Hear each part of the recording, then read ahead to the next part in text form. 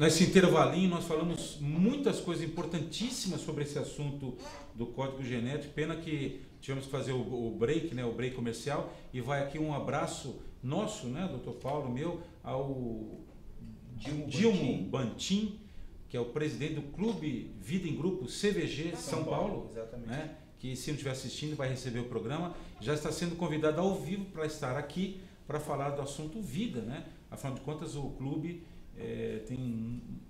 basicamente respira o seguro de vida, né? Deixa eu te fazer uma pergunta, Paulo, que veio de um web espectador. São algumas perguntas muito interessantes. Robson Carvalho, securitário, Minas Gerais. Obrigado, Robson. Obrigado pela web audiência. Na saúde complementar ou suplementar, não importa. Como é que o código genético poderia diminuir preços de planos de saúde?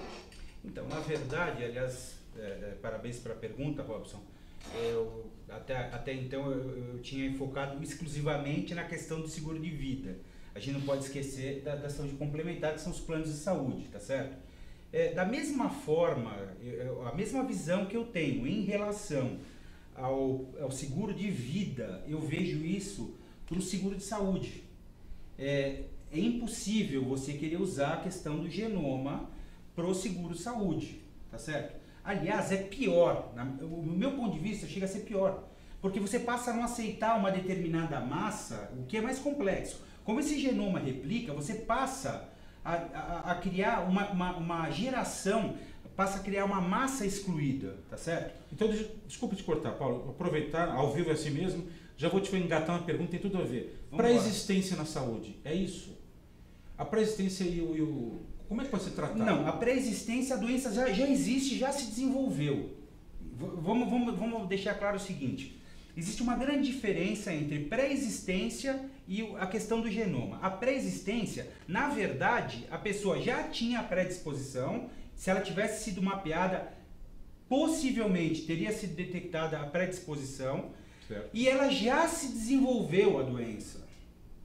Na pré-existência. Na pré-existência. Aí, aquela pessoa, usando da má-fé, que é um dos alicerces do seguro, aliás, um dos alicerces do seguro é a boa-fé. Aí ela derruba um desses alicerces do seguro, na má-fé, ela vai para a seguradora e diz, olha, seguradora, eu preciso de um seguro, eu tenho uma idade, eu tenho uma família, sabe como é que é? Vai e contrata, mas ela já desenvolveu a doença. Diferentemente do genoma, que é uma predisposição que a gente nem sabe se esse cidadão não vai passar por essa vida sem sequer encostar nessa doença. Quer dizer, criaria uma massa de excluídos. Não, quer dizer não. Criaria uma nação de excluídos, uma nação universal de excluídos. Se a coisa começar a atingir uma proporção, se um país, uma grandeza como o Brasil, como o Canadá, Estados Unidos, China, começa a fazer um mapeamento do genoma da população, você pode ter certeza, quem vai contratar alguém que pode desenvolver o mal de Alzheimer? Ninguém. Então, a coisa o grande problema não é o seguro em si. Aliás, nos Estados Unidos já tem uma lei chamada GINA, né? G-I-N-A, tá certo? É lógico, isso na pronúncia latina, que proíbe, tanto para efeito de contratação de seguro, saúde ou seguro de vida, ou seguro de uma forma geral, quanto para a questão de contratação de trabalho. Você não pode usar o genoma humano para isso. O genoma humano, basicamente, no mundo hoje, ele só pode ser usado para estudo e para tentar corrigir, ou seja, é uma questão científica. Vamos desenvolver a questão do genoma para prevenir as doenças. Quem sabe, futuramente, vamos dizer assim, o exame do pezinho, vamos fazer essa brincadeira, vamos desenvolver um cenário como se fosse o exame do pezinho, tá certo? Ele não vai detectar uma deficiência, um desvio, uma característica no seu genoma, tá certo? E ali, com uma vacina, ele vai corrigir, você nunca vai ter uma determinada doença, por exemplo, o mal de Alzheimer. Eu vou insistir nessa doença, porque como exemplo, é uma doença preocupante para todo mundo, entendeu? Então, assim, no seguro-saúde, Robson, eu vou te dizer uma coisa, assim como no outro seguro, e foi muito oportuna a sua colocação, seria pior ainda que no seguro de vida, porque o seguro-saúde hoje, literalmente, é um bem necessário, porque na verdade é um bem.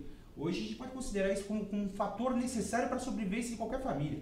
Não ter seguro numa estrutura como nós temos hoje, num país que está desenvolvendo uma estrutura de saúde, ela é muito deficitária ainda para atender essa demanda que vem crescendo, tá certo? Não ter seguro-saúde hoje, poxa, aí não é questão de fazer apologia do seguro, mas é verdade, é impossível. Está à frente, dependendo da região, à frente, pesquisas mostram isso, públicas, abertas, dos quesitos segurança e alimentação.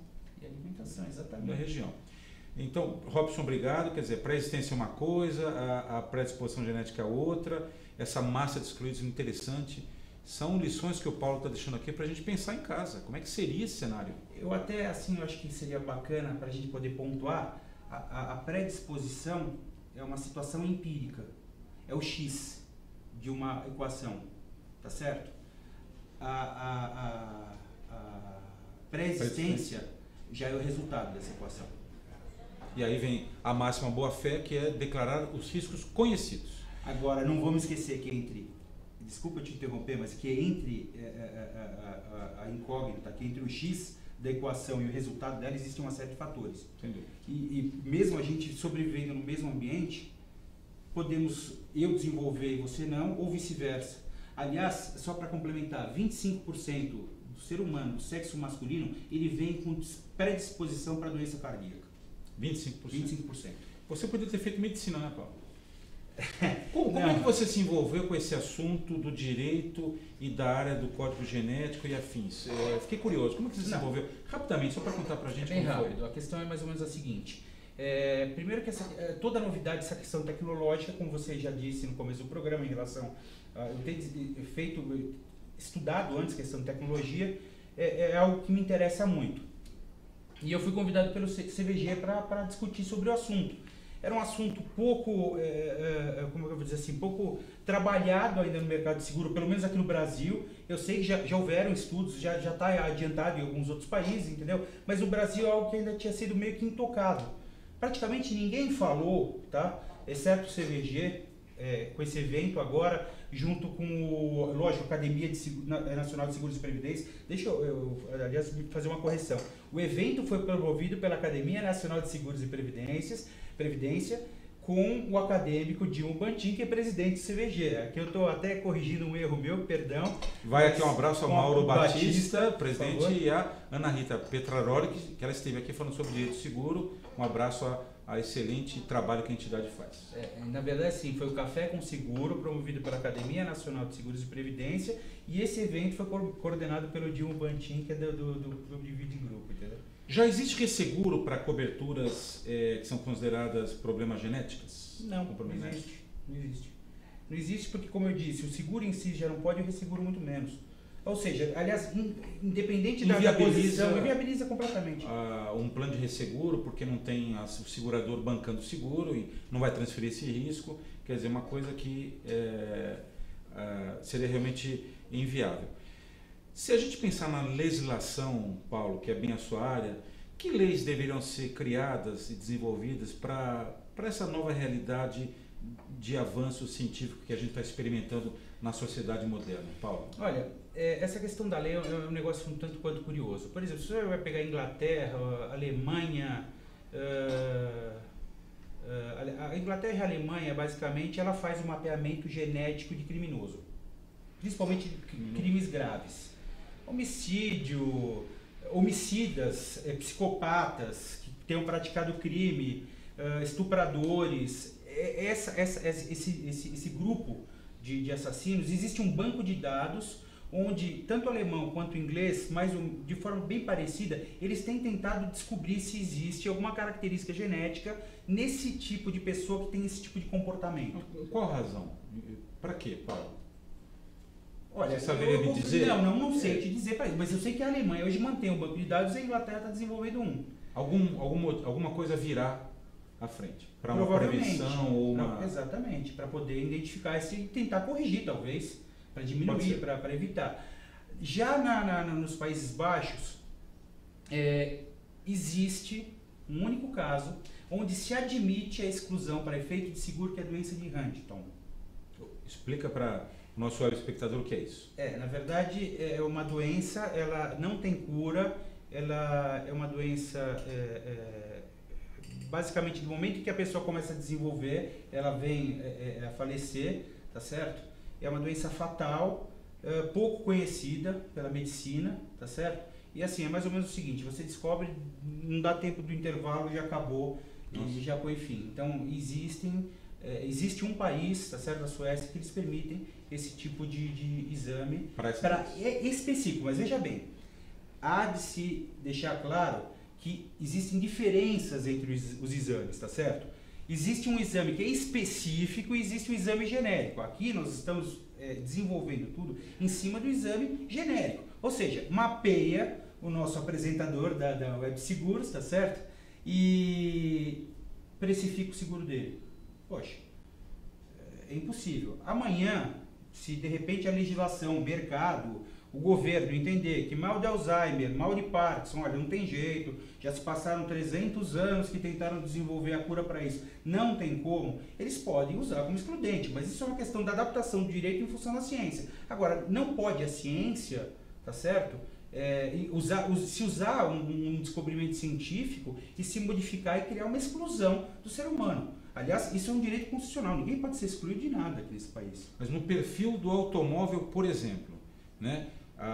E alguns outros, a maioria dos ramos de seguros, o segurador ele pode não aceitar, né, aquele risco, não é isso? É diferente do que você está colocando, né? Seria uma coisa muito mais grave, né? Socialmente complicada, do ponto de vista de se identificar uma população que seja excluída, inclusive de apólice de seguros. Você falou mercado de trabalho. Você nunca proíbe de fazer o seguro, na verdade, assim. Vamos entender, o risco excluído é diferente da posição que você está me dando em relação, da posição que você me questiona em relação à genética. Completamente diferente. O risco excluído ou é lei, ou é contrato. O exemplo é o seguinte, uma coisa é eu estar parado com o meu carro no meio de um congestionamento, como aconteceu no Vale do Anhangabaú. Nós temos uma enchente, que aliás, né, continuamos tendo enchente em São Paulo, e o meu carro é alagado, a seguradora vai cobrir. Agora, o risco excluído eu vejo a área alagada e eu lanço o meu automóvel em direção ao alagamento e aí acontece o carro morrer, claro, e eu perder o veículo. Um agravamento. Claro. Tá certo? Então eu estou agravando. O que seria assim, isso é um risco excluído. Você andar com o carro onde não deve, ou seja, jogar o carro no alagamento. Você agrava o risco. Outra coisa que a gente tem que levar em consideração eu estou falando que o perfil genético é completamente diferente dessa questão da excludência do risco, do perfil. A mulher tem um perfil diferente do homem no automóvel e outros perfis do vida, tábua biométrica, são coisas completamente diferentes. Completamente diferentes. Aliás, assim, o perfil é diferente até do risco excluído, né? O risco excluído é aquilo que é o seguro por si, a apólice não dá cobertura, tá certo? A partir do momento que você for fazer um mapeamento, você também não pode, nem por questão de precificação, é risco excluído essas doenças. Não, você está comprando um risco, na verdade. A relação entre segurar faz parte do negócio, entendeu? Aliás, falando no segurador, você falou do corretor, o mercado para o corretor, a sua visão, independente dessa questão genética e genoma, o segurador está bastante otimista no Brasil, não está, Paulo? Eu não tenho a menor dúvida disso. Aí a gente vê, inclusive, pelo engrandecimento das companhias de seguro, tá certo? E mesmo porque muitas seguradoras, inclusive, até para fazer com que a população ascenda em relação ao seguro, tem feito um trabalho social paralelo que muitas vezes não é bem difundido, tá certo? E são várias as seguradoras que têm feito isso, tá? Junto à ACD, programas educativos para motorista, que aliás existem seguradoras bem antigas, há muitos anos elas vêm desenvolvendo um pouco divulgadas. Por exemplo, você vai pegar a terceira luz de freio, a luz elevada de freio, o famoso brake light. Quem trouxe isso ao Brasil, quem popularizou isso foi uma seguradora. Pode falar o nome aqui. A Porto Seguro. Não tem problema nenhum. A Porto Seguro. Aliás, a Porto Seguro, em alguns aspectos do seguro de automóvel, ela fez isso. O brake light é um exemplo, entendeu? A ACD tem um trabalho muito bacana da Mafre com a ACD, entendeu? Coordenado pelo Sr. Wilson Toneto. Wilson Toneto, né? Vai um abraço ao Wilson Toneto aqui. Se a gente for dar um abraço ao mercado de seguros, quem não conhece, o mercado é muito grande. A gente vai ficar o dia inteiro dando um abraço aqui e não vai acabar mais. Doutora Cristiane Lemos, sua colega advogada, parabéns pelo programa, parabéns, doutor Paulo. Como o direito pode minimizar fraudes em seguros de vida? Obrigado, doutora Cristiane. Como o direito pode minimizar fraudes em seguros de vida? É bem Olha, eu vou plagiar uma frase do meu maior professor, meu pai. A indústria, doutora, boa noite, desculpa, minha delicadeza. A indústria da desproteção, ela é muito mais rápida, ela tem um dinamismo muito menor, ela não se submete a hierarquias do que a indústria da proteção.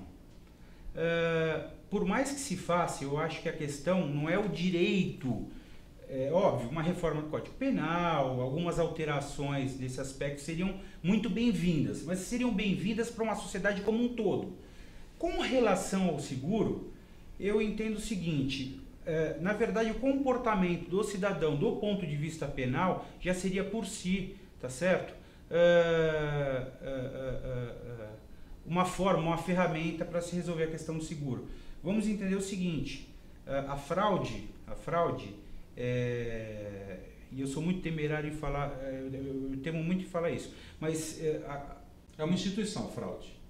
Hoje é uma instituição, fraude é absolutamente tudo, inclusive em caixa eletrônico, né? Tá certo?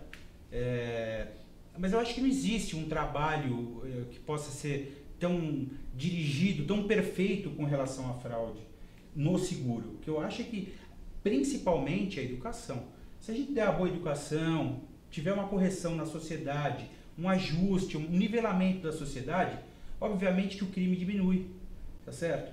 E é óbvio também que o direito penal, ele corrige a sociedade, então ela diminui a fraude. Eu acho que uma coisa é consequência da outra. Então uma reforma penal já seria suficiente para melhorar essa questão e, óbvio, não adianta a gente fazer lei, tá certo? Sem fiscalizar. Não adianta eu criar uma lei seca como essa agora e durante 6 meses o Estado ficar fiscalizando. Lei, no Brasil existem leis. Isso, mas a grande questão é haver uma fiscalização efetiva. Se não houver a fiscalização efetiva, a gente pode criar a lei à vontade. Nós teremos vários compêndios, mas não vamos conseguir colocar em prática tudo isso. Você disse da máxima boa-fé no seguro, que é um dos pilares mesmo. Quando o segurado ele não usa a máxima boa-fé, ou seja, o risco que ele conhece, ele não informa, pode ser considerado fraude também, Paulo, ou não? Ou é fraude depois só? Sim. Havendo a má-fé ela já presume, tá certo? Veja bem, a instituição do seguro é uma questão de ser aleatório. Pode ou não acontecer. Se eu estou agindo na má-fé, na melhor das hipóteses, do ponto de vista do seguro, é que essa probabilidade que ela está... A gente parte do 50 a 50, ela já está partindo 60, 50, 70, claro. 30, entendeu? Então a má-fé, na verdade você está ocultando alguma coisa. Se presume que todas as declarações que você vai dar para a seguradora são legítimas, são verdadeiras. Tá certo? Aliás, legítimas não, todas são, inclusive a má-fé pode ser legítima. Pois é. Mas elas são verdadeiras do ponto de vista daquela relação entre as partes. A partir do momento que você distorce, você transformou em má-fé e você acabou quebrando, você acabou descompensando essa relação onde a proporção de risco, resultado, vai ser afetada. Lógico, com certeza. Inclusive o mutualismo também é afetado com isso. Absurdamente, absurdamente. Veja... Aliás, tem um fator que é muito importante a gente comentar. Sair pagando o seguro, mas paga, a seguradora é rica, porque a gente sabe, fazer caridade com chapéu alheio é a coisa mais fácil do mundo. Pagar, indenizar, seguro, pagar indenização é algo que a seguradora tem que fazer com extrema responsabilidade. Extrema responsabilidade. Porque se ela sair pagando de qualquer forma, amanhã, quando acontecer o sinistro contigo, você pode ter certeza de uma coisa, aí não vai ter dinheiro para te pagar. Ela tem que tomar muito cuidado na hora de indenizar. Se ela desconfiar que tem má-fé, tem fraude, ela tem mesmo que tomar o cuidado. Ela tem que suportar o ônus do risco dela acreditar na má-fé, acreditar na fraude, mas ela tem que pagar com responsabilidade. O dinheiro é teu, aquele que está pagando não teve sinistro com o teu veículo, mas teve sinistro com o veículo de alguém desse mútuo, entendeu? E ele está pegando teu dinheiro para pagar lá. Veja como uma coisa é bastante complexa. Nós estamos chegando na reta final, nós temos aí 3 minutinhos, a produção já está me apertando aqui. Como sempre falo, o entrevistado é interessante, conhece o assunto, são temas apaixonantes, a coisa passa muito depressa. Tem sempre aquela brincadeira que a gente fala, nossa, uma hora ao vivo passa depressa quando a coisa é interessante. Não dá tempo mais de você até pode fazer perguntas, @websegurostv, a gente vai passar para o Paulo. Dá tempo de uma ou duas perguntas rápidas, Paulo? À vontade. Já estou te convidando para voltar para falar de muitas coisas. Por exemplo, temos uma pergunta aqui de uma corretora, Carla Costa, de São Paulo. O contrato de seguro é muito complicado, o senhor não acha? Ele vai responder por e-mail para você. Obrigado, Carla. Uma pergunta que talvez não seja da área do Paulo, mas com certeza ele sabe. Ela é uma corretora, Cláudia, corretora de seguros da Bradesco, Rio de Janeiro. Obrigado, Cláudia. O corretor que trabalha na agência tem vínculo empregatício? Pontinhos. Bom, o Paulo vai responder depois. É muito complicado esse tema. Enfim, eu queria te perguntar, Paulo, para a gente terminar, você, na verdade não é uma pergunta, que você falasse rapidamente o que o teu escritório faz, quem é teu cliente e como é que as pessoas podem entrar em contato com você, Paulo. Olha, meu escritório, ele trabalha para a área de seguros há aproximadamente 21 anos. Eu tenho total segurança de dizer que esse não é o primeiro, é o segundo do mercado que trabalha exclusivamente para a área de seguros. A gente trabalha principalmente para seguradoras, e eu estou te falando isso porque ao longo desses, vamos dizer assim, vamos arredondar 20 anos, passaram por lá mais de 28, 30 mil processos.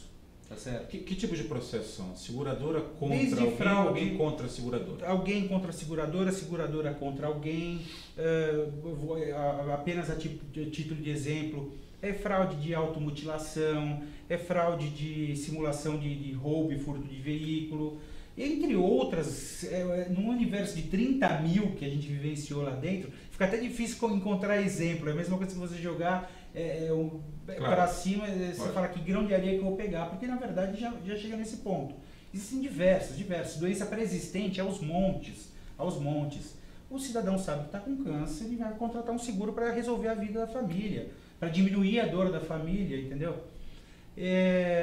Nós estamos estabelecidos em São Paulo, temos escritório em Cuiabá, estamos abrindo novos escritórios em novas cidades, em outras cidades do Brasil agora, que ainda não posso revelar, porque a gente não tem certeza qual quais serão as cidades, mas a gente tem trabalhado para seguradoras, principalmente, a gente tem trabalhado no intuito de difundir a cultura do seguro também, por isso que eu falo com tanto amor. Como eu falei, é apaixonante. É apaixonante. E um contato para quem quiser depois tirar dúvidas. Olha, o nosso site www.minhoto.com.br, tá certo? Se quiserem passar um e-mail para a gente, mídias sociais, @sociais, @minhoto.com.br. Podem passar as perguntas, elas serão absolutamente respondidas, todas elas. Inclusive a do vínculo empregatício, não tem nenhum problema. Inclusive a do vínculo empregatício, pode passar, a gente vai responder a pergunta. Mesmo porque do jeito que ela foi formulada, ela é muito superficial, é impossível uma resposta nesse momento. Sem dúvida nenhuma. Paulo, foi muito bom ter você aqui no programa, apesar de ser uma hora passar realmente muito depressa, como eu te falei, já faço o convite para você voltar para falar de outros aspectos do seguro de vida, que é muito interessante. Vou deixar uma pergunta aqui para ele responder no próximo programa, se o Paulo acha correto o segurado pagar prêmio 20, 25 anos, receber uma carta da seguradora dizendo que não quer mais renovar o seu seguro de vida. Claro, vai depender do produto, enfim, assuntos para a gente depois usar a experiência do Paulo. E obrigado web espectador, obrigado equipe da TV Geração Z, um abraço para o Kendi e para o Marcelo, até quarta-feira que vem com mais um programa Web Seguros TV. Obrigado, eu agradeço também pela oportunidade.